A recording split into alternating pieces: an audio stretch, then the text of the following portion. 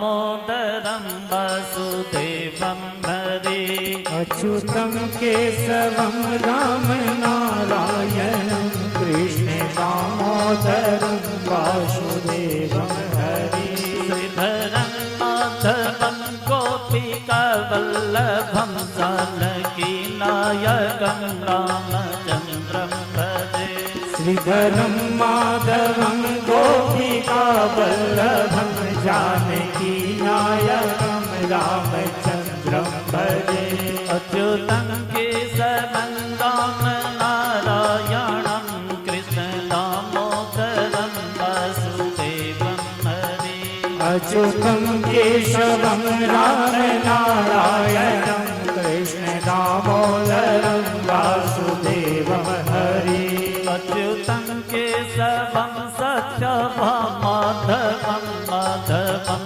श्रीधरं अधिकरधितं अच्युतं केशवं सत्यभामाधवं माधवं श्रीधरं राधिकाराधितम् इंदिरामन्दिरं चेतसा सुन्दरं देवकी नन्दनं नन्दनं संददे इंदिरामन्दिरं चेतसा सुन्दरं देवकी नन्दनं नन्दनं संदधे अच्युतं केशवं राम नारायणं कृष्ण दामोदरं वासुदेवं हरे अच्युतं केशवं राम नारायणं कृष्ण दामोदरं वासुदेवं हरे विष्णवे जिष्णवे शङ्खिने चक्रिणे रुक्मिणी रागिणे जानकी जानये विष्णवे जिष्णवे शङ्खिने चक्रिणे रुक्मिणी रागिणे जानकी जानये वल्लभी वल्लभायार्चिता आत्मने कंसविध्वंसिने वंसिने ते नमः वल्लभी वल्लभायार्चितायात्मने कंसविध्वंसिने वंसिने ते नमः अच्युतं केशवं राम नारायणं कृष्ण दामोदरं वासुदेवं हरे अच्युतं केशवं राम नारायणं कृष्ण दामोदरं वासुदेवं हरे कृष्ण गोविन्द हे राम नारायणं श्रीपते वासुदेवार्चितः श्रीनिधे कृष्ण गोविन्द हे राम नारायणं श्रीपते वासुदेवर्जितः श्रीनिधे अच्युतानन्द हे माधव ध्वज द्वारिकानायकं द्रौपदी रक्षक अच्युतानन्द हे माधवाध्वज द्वारिकानायकं द्रौपदी रक्षक अच्युतं केशवं राम नारायणं कृष्ण दामोदरं वासुदेवं हरे अच्युतं केशवं राम नारायणं कृष्ण दामोदरं वासुदेवं हरे हरि बोल राधे राधे। आज कथा का प्रथम दिवस है। कथा में प्रवेश करने से पहले श्री कृष्ण के नामों का संकीर्तन, फिर हम आप सभी कथा में प्रवेश करेंगे। श्री कृष्ण गोविंद हरे मुरारी हे नाथ नारायण वासुदेव श्री कृष्ण गोविंद हरे मुरारी हे नाथ नारायण वासुदेव हे नाथ नारायण वासुदेव हे नाथ नारायण वासुदेव हे नाथ नारायण वासुदेव हे नाथ नारायण वासुदेव श्री कृष्ण गोविंद हरे मुरारी हे नाथ नाथ नारायण वासुदेव श्री कृष्ण गोविंद हरे मुरारी हे नाथ नारायण वासुदेव। दोनों हाथ से ताली बजाते हुए मेरे बंधुओं हरि बोल राधे राधे।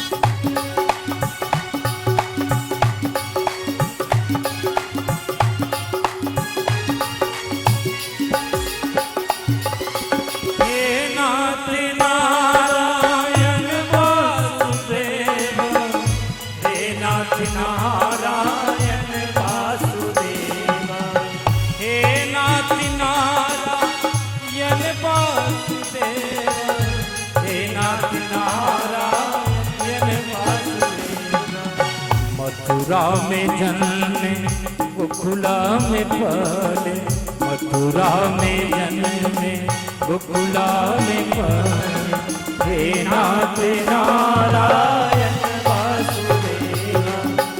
कृष्ण गोविंद हरे मुरारी हे नाथ नारायण वासुदेव।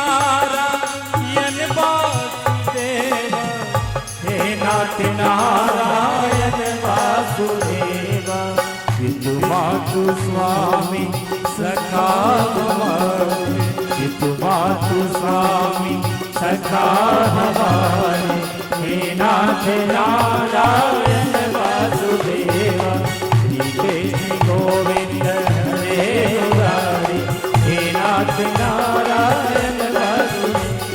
कृष्ण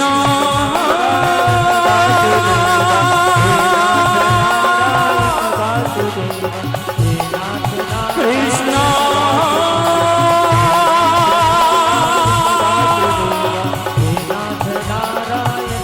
हरे कृष्ण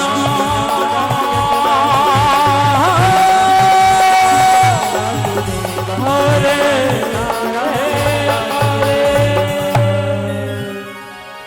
प्रेम से बोलिए गणेश भगवान की जय। हनुमंत लाल जी महाराज की जय। वृंदावन बिहारी लाल की जय। श्रीमद् भागवत महापुराण की जय। अपनी अपनी माता पिता की जय। अपनी अपनी गुरु महाराज की जय। हरि बोल राधे राधे।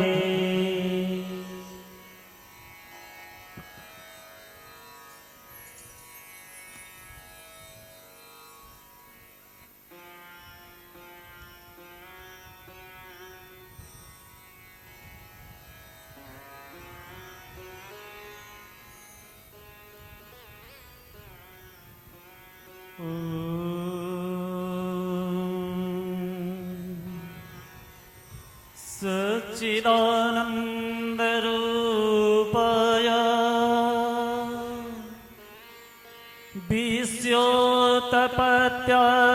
विश्वोत्पत्त्यादिहेतवे तापत्रय विनाशाय श्रीकृष्णाय वयं नमः। निगमकल्पतरोगलितं शुकमुखाद्रवसंयुताम् पीबतो रसमालया रसिका बुभिभावुक। हरि बोल। राधे राधे। मेरे बंधुओं, गोविंद के चरणों का आश्रय लेते हुए बैकुंठवासी मेरी पूजनीय माता जी को अपने कथा का गुरु मानते हुए श्री कृष्ण को श्रोता और वक्ता के रूप में नियुक्त करते हुए आज कांटे की धराधाम धरती पे दूसरी बार भागवत कथा के प्रथम दिवस श्रीमद् भागवत महापुराण 18,000 श्लोक का विशाल संग्रह। सर्वप्रथम भगवान भोलेनाथ ने माता गिरजा पार्वती को श्रवण कराया। उसी समय सुख सावक का प्यारा सा बच्चा इस कथा का रसपान किया। तत्पश्चात वेद व्यास जी महाराज एक एक करके 18,000 श्लोक का निर्माण किए। वैसे तो हमारे यहां 18 पुराण है, किंतु 17 पुराण में जो कथा को डाला गया है वह सभी इस श्रीमद् भागवत महापुराण के अंदर समाहित है। अन्य पुराणों को पुराण शब्द से संबोधित किया गया है, परंतु श्रीमद् भागवत को महापुराण शब्द से संबोधित किया गया है। अगर श्रीमद् भागवत के एक श्लोक को मनुष्य अपने जीवन में उतार ले तो उसके इस मनुष्य जीवन की यात्रा की नैया सुरक्षित अपने मंजिल पे पहुंच जाएगा। वेद व्यास जी ने 18,000 श्लोक का निर्माण किया। सुखदेव जी ने सांगोपांग उसकी व्याख्या की। पहले श्लोक में वेद व्यास जी ने क्या कहा? मनुष्य अगर मंदिर में जाता है, गुरु के पास जाता है, संत के पास जाता है तो क्यों जाता है? जाने का प्रयोजन क्या होता है? इस मनुष्य जीवन में धन संपन्नता, शांति, ईश्वर की प्राप्ति और अंत में वैकुंठ और स्वर्ग की प्राप्ति, यही उद्देश्य होता है मंदिर में जाने का, संत के पास जाने का, कथा श्रवण करने का या कोई यज्ञ आयोजन करने का। तो वेद व्यास जी ने पहले श्लोक में क्या कहा? सच्चिदानंद रूपाय विश्वोत्पत्त्यादिहेतवे तापत्रय विनाशाय श्रीकृष्णाय वयं नमः। अगर आप परमात्मा को पाना चाहते हैं तो सत्य का अनुसरण करें। जब सत्य का अनुसरण करेंगे तो चित्त आपका स्थिर होगा, मन में शांति आएगी, और जब शांति आएगी तो आनंद स्वतः प्रकट होगा। हरि बोल। राधे राधे। भागवत के व्याख्याकारों ने इसका दूसरे दृष्टिकोण से अर्थ लगाया। परमात्मा का स्वरूप क्या है? सत चित आनंद, सच्चिदानंद, यानी ब्रह्मा विष्णु महेश तीनों का मिश्रित स्वरूप भगवान श्री कृष्ण का है। सात्विक, राजसी और तामसी। सात्विक ब्रह्मा, राजसी विष्णु और तामसी संहारक भगवान शंकर महादेव। तीनों का मिश्रित स्वरूप भगवान श्री कृष्ण का स्वरूप है। जब आप सत्य का अनुसरण करोगे, सत्य को जीवन में उतारोगे, तो चित्त में स्थिरता आएगी, और जब चित्त में स्थिरता आएगी तो आनंद स्वतः प्रकट होगा। परमात्मा का वास्तविक स्वरूप आनंद है। परमात्मा मंदिर में संत के पास, गुरु के पास, बड़े बड़े जटा वाले पाखंडी के पास नहीं होते। परमात्मा तो आपके हृदय में विराजमान करते हैं। जब आप नेत्र को बंद करते हो और परमात्मा का दर्शन होता है, आपको अनुभूति होती है जो आपके अंतरात्मा में परमात्मा बैठे हैं, वही तो परमात्मा है। फिर आप कहोगे जो महाराज ये कृष्ण, राम, शिव, दुर्गा, गणेश, ये मूर्ति प्रतिमा क्यों बनाते हो? मेरे बंधुओं, सामान्य अगर कोई युवक किसी युवती को देखता है तो मन कामासक्त हो जाता है, परंतु अपूर्व सुंदरी मां सरस्वती की प्रतिमा होती है। मां सरस्वती की प्रतिमा देखने के बाद विकार मन में नहीं आता। क्यों पता है? क्योंकि पहले मां शब्द जुड़ा है। लक्ष्मी अपूर्व सुंदरी है, पर लक्ष्मी को देखकर मन में विकार नहीं आता। क्यों? पहले मां तब लक्ष्मी है। पार्वती अपूर्व सुंदरी है, तो वहां मां शब्द जुड़ा है। जब आप कहीं हनुमान जी का, गणेश जी का, दुर्गा जी का, राम जी का, कृष्ण भगवान का प्रतिमा देखते हो ना, तो अनायास गर्दन नीचे झुकाकर हाथ जोड़ लेते हो। क्यों? क्योंकि आपको लगता है इनका अभिवादन करना चाहिए। तो जब आप भक्ति की पाठशाला में प्रवेश करते हो तो ये होना आवश्यक है। प्रतिमा इसलिए रखा गया है जो आपका चित्त स्थिर हो, और जब चित्त स्थिर होगा तभी तो आनंद की प्राप्ति होगी, आनंद प्रकट होगा। मनुष्य क्या करता है? मंदिर में जाता है, बड़े बड़े संत के पास जाता है, 2 महीना राम जी का, 2 महीना गणेश जी का, 2 महीना शंकर जी का, 2 महीना दुर्गा जी का, बारी बारी से दरबार खटखटाता है, और स्वार्थ सिद्ध नहीं हुआ, अरे छोड़ो ये सब पंडितों का पाखंड है, बंद करो। मनुष्य की स्थिति क्या है? जंगल में मृगा तेजी से दौड़ता है, मृगा की नाभि में कस्तूरी है, पैर के रगड़ से कस्तूरी की खुशबू हवा में फैलती है। मृगा और तेजी से दौड़ता है, दूर कहीं जंगल से कस्तूरी की खुशबू आ रही है। मेरे बंधु, दौड़ते दौड़ते दौड़ते दौड़ते मृगा की लीला समाप्त हो जाती है, पर कस्तूरी उसे नहीं मिलता। जब कस्तूरी उसके नाभि में है, इसका ज्ञान होता है, तब मृगा परमात्मा को प्यारा हो गया रहता है।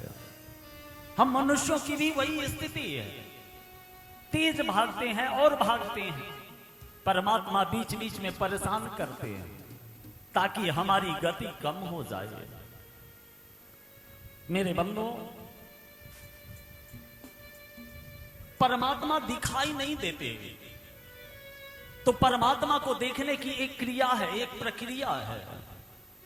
आप कहोगे जो महाराज क्या सत्य का अनुसरण करेंगे, सत्य बोलने लगेंगे, सत्य का आचरण करने लगेंगे तो परमात्मा दिखेंगे? दिखेंगे, पर वक्त लगेगा। दूध के अंदर मक्खन होता है, पर मक्खन दिखाई नहीं देता।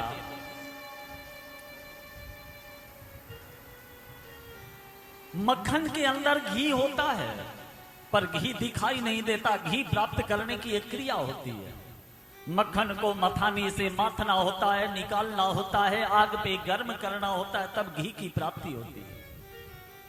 हर फूलों में पराग होता है, पराग में शहद होता है, पर जब पुष्प को निचोड़ोगे तो शहद नहीं मिलेगा। शहद निकालने की प्रक्रिया का ज्ञान सिर्फ बरबरा मधुमक्खी को है, हमें और आपको नहीं है। वैसे ही मेरे बंधुओं, अगर श्रीमद् भागवत के एक श्लोक को अपने हृदय में धारण कर लोगे, मैं ये नहीं कहता जो मेरे जैसे बड़ा बड़ा कंठी माला लटका लो, बड़ा सा चंदन कर लो, गेटअप सेटअप बना लो, आप भी मेरे जैसे हो जाओ, मत हो जाओ। जिस कार्य को करते हो ईमानदारी से करो, अपने घर में अपनी गृहस्थी को चलाओ। परमात्मा की प्राप्ति तुझे अवश्य होगा। ऐसा मैं नहीं कहता, ऐसा तो भागवत जी के अंदर लिखा है। तो श्रीमद् भागवत की इतनी दिव्य महिमा है मेरे बंधुओं, जो वेश्या से लेकर ब्रह्मचारी तक, राजा से लेकर रंक तक, ज्ञानी से लेकर मूर्ख तक, कोई भी अगर भागवत कथा को श्रवण करे, कथा के एक श्लोक को हृदय में धारण कर ले, सोते उठते जागते बैठते द्वादशाक्षर वसुदेव मंत्र का जप करे, तो मेरे बंधुओं उसके जीवन में धीरे धीरे गंदगी हटेगी और सुख शांति आना प्रारंभ हो जाएगा। हरि बोल राधे राधे। भागवत की इतनी महिमा दिव्य है मेरे बंधुओं। इसी कथा के अंदर आगे मैं आपको श्रवण कराऊंगा। नीच कर्म आचरण करने वाला धुंधकारी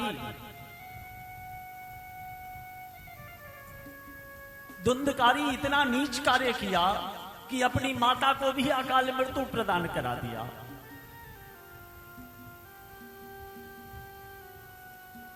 वेश्याओं के साथ गमन किया, राज खजाने की चोरी की, मदिरा का पान करता था, उसकी मृत्यु अकाल मृत्यु हुई।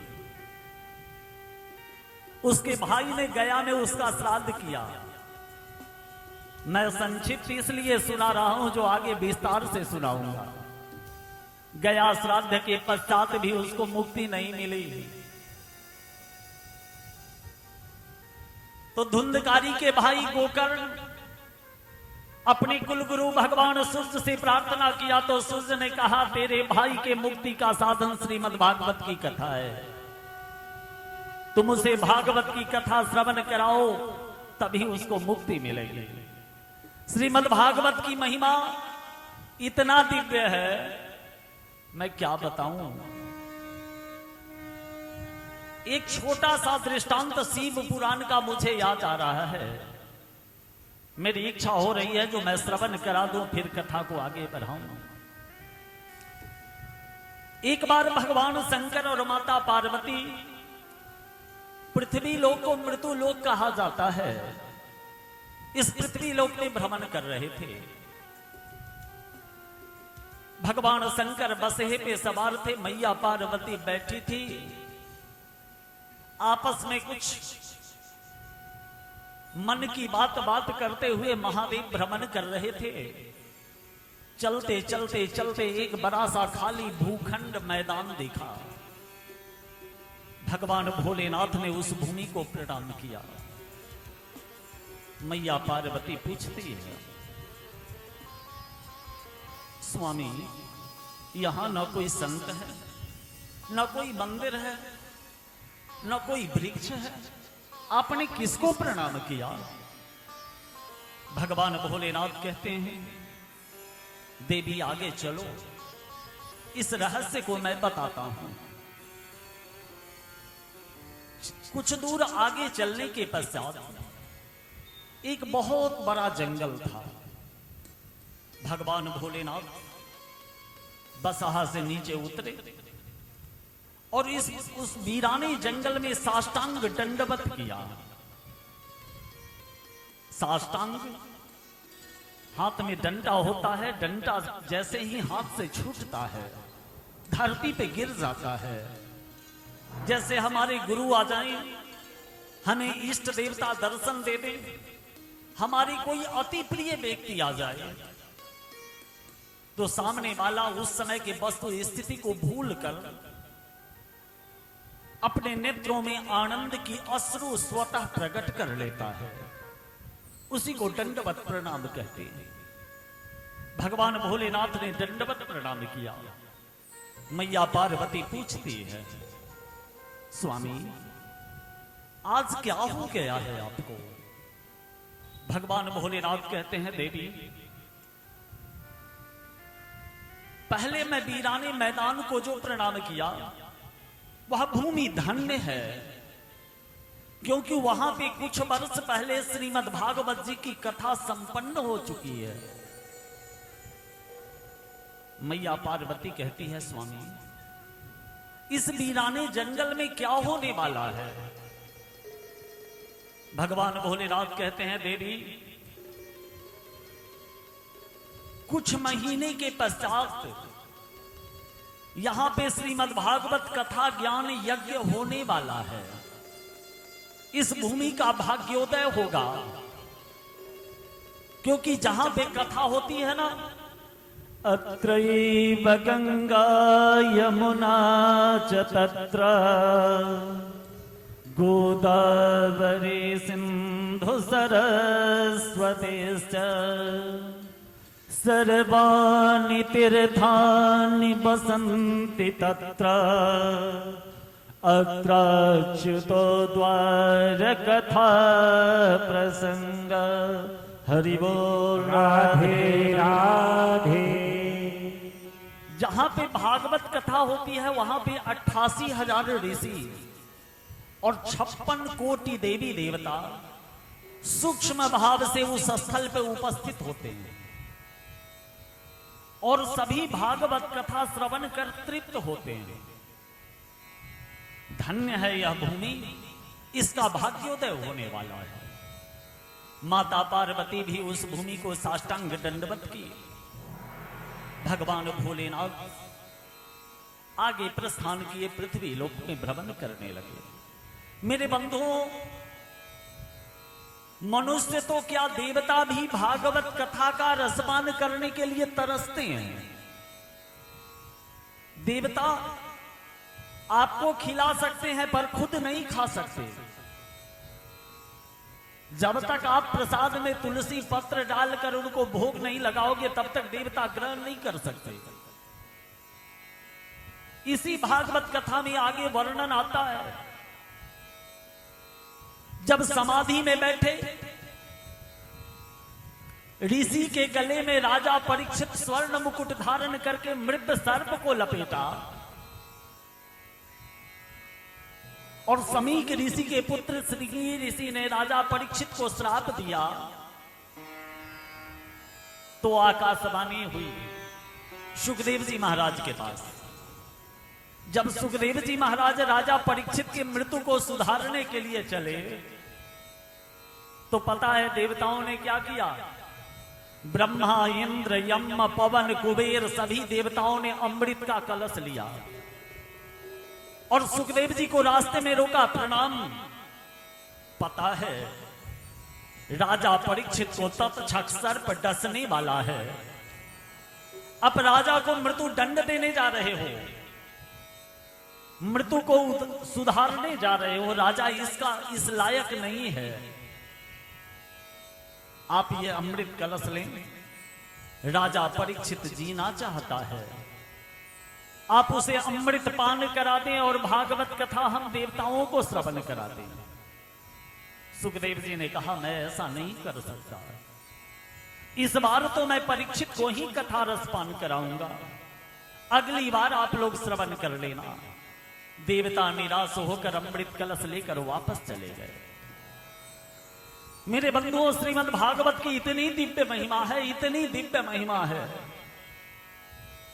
जो जघन्य अपराध करने वाला व्यक्ति भी श्री कृष्ण के चरणों का आश्रय ले लेता है और भागवत के 12 मंत्र को हृदय में धारण कर लेता है। मेरे बंधुओं, कितना भी बड़ा तूफान इस कर्म भूमि में उठेगा, उसका कुछ नहीं बिगाड़ पाता है। उसके जीवन का नैया यात्रा के उस किनारे अवश्य लगेगा। हरि बोल। राधे राधे। मेरे बंधुओं,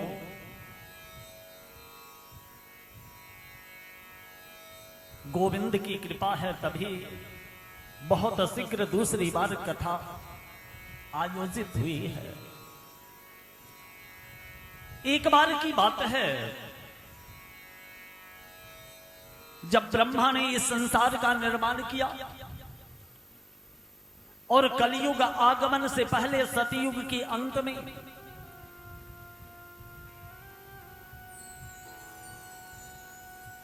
देवर्षि नारद को इस संसार में भ्रमण करने के लिए भगवान विष्णु ने भेजा। देवर्षि नारद जब इस संसार में आए तो कलयुग दस्तक दे रहा था और सतयुग समाप्त हो चुका था। तो नारद ने देखा पृथ्वी पे कहीं भी सत्य, दया, दान और पवित्रता दिखाई नहीं दे रही है। ब्राह्मण वेद बेचना प्रारंभ कर दिए हैं। ब्राह्मण वेद बेचना प्रारंभ कर दिए हैं। क्षत्रिय रक्षा करना छोड़कर धन संग्रह के लिए युद्ध करने लगे हैं। वैश्य कम वजन करके धनवान बनने लगे हैं। शूद्रों में तो अब सेवा का भाव ही नहीं रहा। जहां देखो सनातन संत गौ ब्राह्मण को सताया जा रहा है। चारों तरफ पाप का साम्राज्य है। पुण्य करने वालों का पतन हो रहा है। पाप करने वालों का बहुत विकास हो रहा है, अच्छा ग्रोथ हो रहा है। नारद जी का मन खिन्न हो गया, दुखी हो गया। संत का हृदय नारियल के जैसा होता है, बाहर से काला कलूठा, पर जब संत का हृदय पसीजता है, किसी के ऊपर दया करता है, तो नारियल में कैसे बाहर से काला कलूठा होता है और अंदर से अमृत तुल्य जल और अमृत सदृश फल होता है। मेरे बंधुओं, मैं कलयुग के संत की बात नहीं कर रहा हूं। कलयुग के संत का तो बाहर से गेटअप सेटअप बहुत बढ़िया होगा, पर अंदर मत पूछो मेरे बंधुओं। हरि बोल, राधे राधे। तो नारद जी दुखी मन से संसार में भ्रमण कर रहे थे। नारद जी ने एक अजीब कौतुक देखा।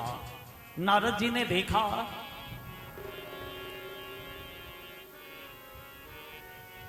एक दिव्य श्रृंगार करके अपूर्व सुंदरी स्त्री बैठी है। सामने दो बूढ़ा व्यक्ति मूर्छित अवस्था में पड़ा है। बहुत सारी स्त्रियां उस अपूर्व सुंदरी स्त्री की सेवा कर रही है। कोई पंखा झल रही है, कोई ढाढ़स बधा रही है, कोई सांत्वना दे रही है। नारद जी ने सोचा ये क्या हो रहा है, ये स्त्री कौन है, क्यों रो रही है, ये दोनों वृद्ध व्यक्ति इसके कौन हैं, ये स्त्रियां क्यों इसकी सेवा कर रही है। ये सारा प्रश्न नारद जी के मन में प्रकट हो रहा था।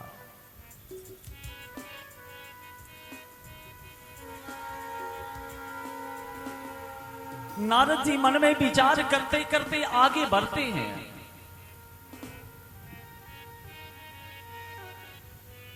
जैसे ही नारद जी को उस स्त्री ने देखा, वह स्त्री कहती है, हे साधो क्षणः तिष्ठ, हे साधो क्षणः तिष्ठ, क्षण भर ठहरो, क्षण भर ठहरो, क्षण भर ठहरो। नारद जी कहते हैं तू कौन है, तेरा नाम क्या है। ये दोनों वृद्ध पुरुष तुम्हारे कौन है।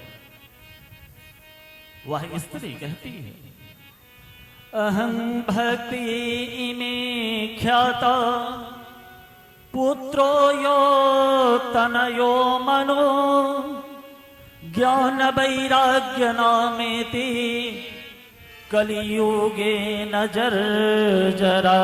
हरि बोल। राधे राधे। मेरा नाम भक्ति है। ये ज्ञान और वैराग्य नाम के मेरे दो पुत्र हैं। जब से परमात्मा स्वधाम गए हैं ना, कलयुग का आगमन हुआ है इस संसार में, तब से हमारे पुत्रों की ये दुर्दशा हुई है। सबसे पहले भक्ति क्या है, ज्ञान क्या है और वैराग्य क्या है। 2 मिनट इस प्रसंग पे, फिर कथा को आगे बढ़ाऊंगा। भक्ति हम सभी करते हैं। हमारी जितने माताएं, बहन, बेटियां बैठी है, सभी भक्ति के लिए ही तो बैठी है। पर भक्ति करते कैसे हैं और करना कैसे चाहिए। 5 रुपए का प्रसाद अब महंगा हो गया, 10 रुपए का प्रसाद, और 10 रुपए की अगरबत्ती और अपने घर के आगे के फूल के पेड़ से 2 4 10 फूल लिए और हनुमान जी के पास गए, लड्डू रख दिए, फूल चढ़ा दिए, अगरबत्ती जला लिए और दिखाना शुरू किए। प्रभु हमारा बिजनेस अच्छा नहीं चल रहा है, कुछ ऐसा कर दो जो बस 2 महीने में पूरा पूंजी दुगुना हो जाए। प्रभु हमारे घर के बगल में जो प्लॉट है ना बिकने वाला है, ऐसा उपाय करो जो मेरे नाम से रजिस्ट्री हो जाए। प्रभु हमारा बेटा इस बार एग्जाम देने वाला है, ऐसा करो जो वह पास हो जाए, और अगरबत्ती दिखा रहे हैं। प्रभु ये गाड़ी पुरानी हो गई है, कोई नई गाड़ी दिला दो। मेरे बंधुओं 10 रुपए का लड्डू, 10 रुपए का अगरबत्ती और बगीचे का 4-5 फूल भगवान के सामने रखकर अगरबत्ती दिखाए, और पूरा लंबा काम का लिस्ट आप दे रहे हो जैसे भगवान आपके खेत में मजदूरी करने आए। अरे कबीरदास कहते हैं क्या, चींटी पैर में बांधे घुघरू वह भी साहब सुनता है। संसार में सबसे छोटी जंतु चींटी है, उसका पैर कितना छोटा होगा, उस छोटे से पैर में घुंघरू कितनी छोटी होगी, उस छोटे से घुंघरू की आवाज कितनी मीठी और छोटी होगी, और वह भी मेरे साहब को, मेरे ठाकुर को सुनाई देता है। तो तुमको गाड़ी चाहिए, बेटा एग्जाम में पास करना चाहिए, अच्छी पत्नी चाहिए, अच्छा पति चाहिए, सामने वाला प्लॉट चाहिए, क्या उसको नहीं पता है जो क्या चाहिए? अरे तुम जिसके लायक हो उसके लायक वह ठाकुर तुझे देगा। वह गूंगा बहरा अंधा नहीं है, तुम सिर्फ भक्ति कर। वह परमात्मा है तो हम में, तुम में, खरग खंभ में सर्वत्र व्याप्त है। तो हम लोग भक्ति करते हैं, और इतना करने के बाद जब काम नहीं हुआ तब क्या करते हैं? अरे हनुमान जी में कोई पावर नहीं है, अब चलो दुर्गा जी के पास। 1 महीना दुर्गा जी के मंदिर दौड़ते हैं, वहां भी अगर स्वार्थ नहीं सिद्ध हुआ तो अरे कुछ नहीं, कलयुग में कृष्ण भगवान का बहुत पूजा होता है, चलो वहां। कृष्ण भगवान के पास गए, फिर शंकर भगवान के पास गए। जैसे ही पता चला जे गांव में कोई बड़का ज्योतिष तांत्रिक पंडित आया है, उसके पास चले गए। मेरे बंधुओं, ये भक्ति करने की प्रक्रिया नहीं है। तो भक्ति कहती है दक्षिण भारत में हमारा जन्म हुआ। क्यों? क्योंकि दक्षिण भारत में प्रकांड विद्वानों का जन्म हुआ। उसके बाद जहां तहां मुझे सम्मान मिला। जब मैं वृंदावन में प्रवेश की तो मैं युवती हो गई, सुंदरी हो गई, परंतु हमारे दोनों बालक वृद्ध हो गए। जब भक्ति आप निस्वार्थ करोगे तो आपके अंदर ज्ञान आएगा, और भक्ति जब स्वार्थ से करोगे तो आपके अंदर अज्ञान आएगा। लक्ष्मी 2 प्रकार की होती है, एक लक्ष्मी कमल पे विराजमान होती है और एक लक्ष्मी उल्लू पे विराजमान होती है। उल्लू वाली लक्ष्मी जब कृपा करती है ना तो धन होने के बाद आदमी को दिखाई देना कम होने लगता है, अहंकार हो जाता है, अहंकारी हो जाता है। अरे मैं कुछ हूं, ये बंगला, ये प्लॉट, ये गाड़ी, ये बिजनेस, ये मकान, ये सब मेरा है। मरोगे तो क्या साथ लेके जाओगे? तेरा है क्या? तुम्हारे बेटे, तुम्हारे पोते तुम्हारे चिता पे डाल के उसमें अग्नि लगाएंगे क्या? तो मेरे बंधुओं, जब कमल वाली लक्ष्मी की कृपा होती है तो अहंकार नहीं आता, जब उल्लू वाली की कृपा होती तो अहंकार आ जाता है। तो जब आप भक्ति करोगे तो ज्ञान आएगा, और ज्ञान आएगा तो वैराग्य प्रकट होगा। वैराग्य का मतलब ये नहीं जो घर परिवार छोड़ देने वाला बैरागी होता है। अरे राजा जनक को विदेह कहा गया, तो क्या राजा जनक को देह नहीं था? संसार में जितने शरीरधारी प्राणी हैं सबको राजा जनक अपना शरीर मानते थे, इसलिए विदेह कहलाए। हरि बोल, राधे राधे। तो भक्ति कहती है दक्षिण भारत में हमारा जन्म हुआ, कहीं कहीं सम्मान मिला, परंतु जैसे ही मैं उत्तर भारत में प्रवेश की, मैं बूढ़ी हो गई। और मेरे दोनों बालक वृद्ध हो गए। वृंदावन में जब मैं प्रवेश की तो मैं तरुणी हो गई, युवती हो गई, सुंदरी बन गई, परंतु मेरे बालक अभी भी वृद्ध हैं और मूर्छित हैं। संत का हृदय बड़ा कोमल होता है। नारद जी ने क्या किया? गीता के अनेक श्लोकों का पाठ किया, पर ज्ञान वैराग्य का मूर्छा भंग नहीं हुआ। उसके बाद नारद जी ने वेद की ऋचाओं का पाठ किया, फिर भी ज्ञान वैराग्य का मूर्छा भंग नहीं हुआ। अब नारद जी चिंतित तो होने लगे, तो आकाशवाणी से शब्द आई, ए नारद, तेरा प्रयास अवश्य सफल होगा। अब नारद जी सोचने लगे, मैं क्या प्रयत्न करूं? पुनः आकाशवाणी से शब्द आई, संतों के द्वारा तेरा मनोरथ पूर्ण होगा, संत से मिलो। नारद जी भक्ति को वचन देते हैं, आप कुछ समय यहीं विश्राम करो, जब तक मैं आपके पुत्र के मूर्छा को भंग करने का उद्योग प्राप्त नहीं कर लेता, तब तक मैं वापस लौट कर नहीं आऊंगा। नारद जी वहां से प्रस्थान किए।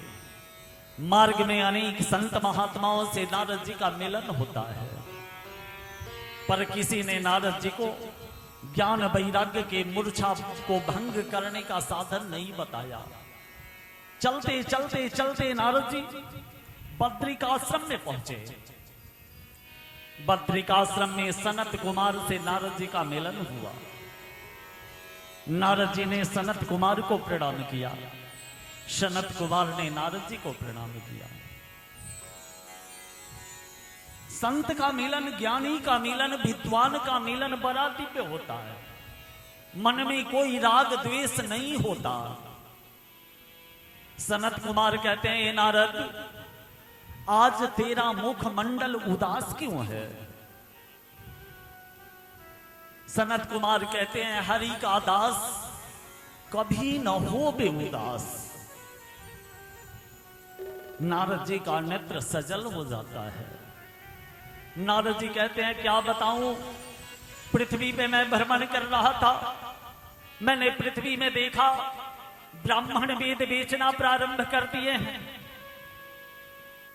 क्षत्रिय धनवान बनने के लिए युद्ध कर रहे हैं, रक्षा करना छोड़ दिए, वैश्य कम वजन करने लगे हैं, शूद्रों में सेवा का भाव नहीं रहा है।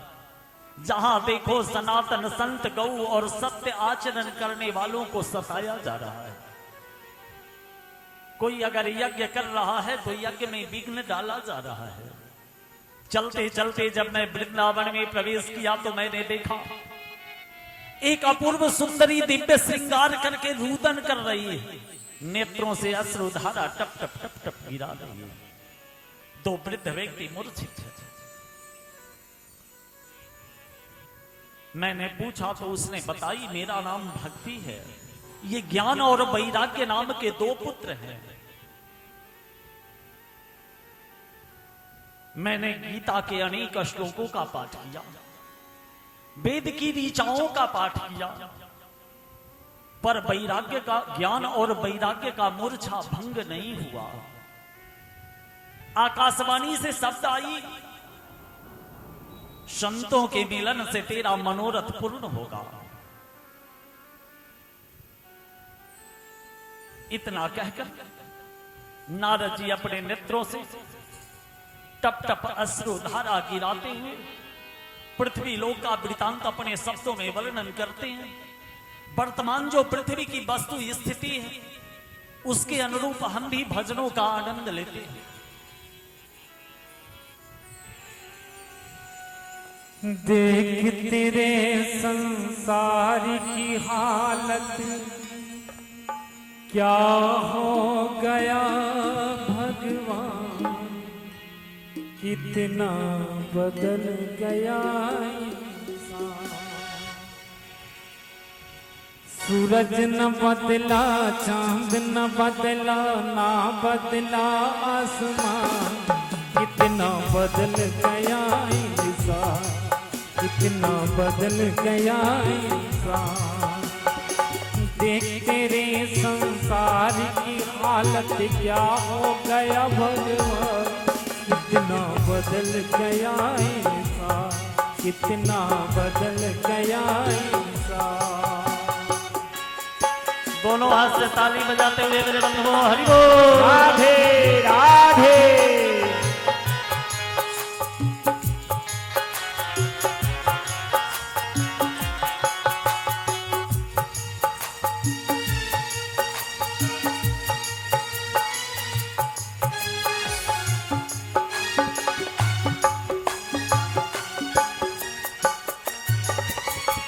आया समय बड़ा